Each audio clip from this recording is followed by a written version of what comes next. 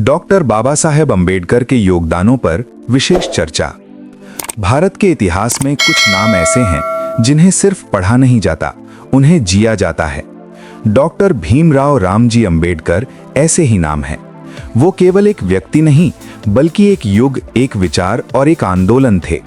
अगर आज भारत का संविधान हमें बराबरी का अधिकार देता है तो उसके पीछे बाबा साहेब का जीवन भर का संघर्ष है।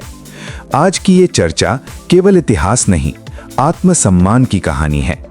14 अप्रैल 1891 को मध्य प्रदेश के महू में जन्मे बाबा साहेब का बचपन सामाजिक अपमान और छुआछूत में बीता। स्कूल में उन्हें पानी तक छूने की अनुमति नहीं थी। इन अपमानों ने बाबा साहेब को तोड़ा नहीं बल्कि मजबूत बनाया। उन्होंने समझ लिया कि ज्ञान ही वो हथियार है जिससे गुलामी की जंजीरें तोड़ी जा सकती हैं। बाबा साहेब ने बॉम्बे विश्वविद्यालय, कोलंबिया विश्वविद्यालय और लंदन स्कूल ऑफ इकोनॉमिक्स से उच्च शिक्षा प्राप्त की। ये केवल डिग्री नहीं बल्कि सामाजिक क्रांति की तैयारी थी। उन्होंने दलित समाज को शिक्षा का महत्व समझाया और कहा, शिक्षित बनो। उनके लिए शिक्षा केवल नौकरी का साधन नहीं बल्कि मुक्ति का रास्ता थी। महाड़ सत्याग्रह बाबा साहेब के सामाजिक संघर्ष का प्रतीक है। ये लड़ाई पानी की नहीं, इंसान होने की पहचान की थी।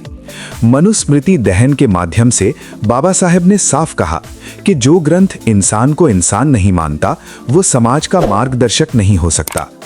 भारतीय संविधान का निर्माण बाबा साहेब का सबसे बड़ा योगदान है। ये संविधान शोषितों की ढाल और लोकतंत्र की नींव है।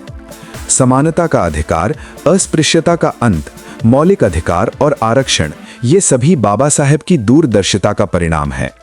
समानता का अधिकार, अस्पृश्यता का अंत, मौलिक अधिकार और आरक्षण, ये सभी बाबा साहेब की दूरदर्शिता का परिणाम है। बाबा साहेब महिलाओं के अधिकारों के भी प्रबल समर्थक थे। हिंदू कोड बिल के जरिए उन्होंने महिलाओं को कानूनी बराबरी दिलाने की कोशिश की। जब समाज तैयार नहीं था तब बाबा साहेब भविष्य की बात कर रहे थे। महिलाओं को उन्होंने गुलामी से आज़ादी का सपना दिया। 1956 में बाबा साहेब ने बौद्ध धर्म अपनाया। ये धर्म परिवर्तन नहीं बल्कि मानसिक और सामाजिक मुक्ति की घोषणा थी। बौद्ध धर्म ने समानता, करुणा और तर्क का मार्ग दिखाया। बाबा साहेब ने दिखाया कि धर्म इंसान को जोड़ने के लिए होता है। आर्थिक क्षेत्र में बाबा साहेब ने मजदूरों के अधिकारों के लिए संघर्ष किया।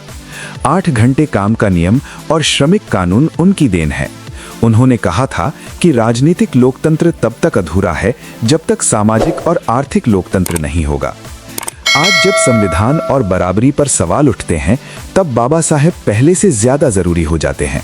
शिक्षित बनो, संघर्ष करो और संगठित रहो, यही उनका संदेश है। जय भीम, जय संविधान।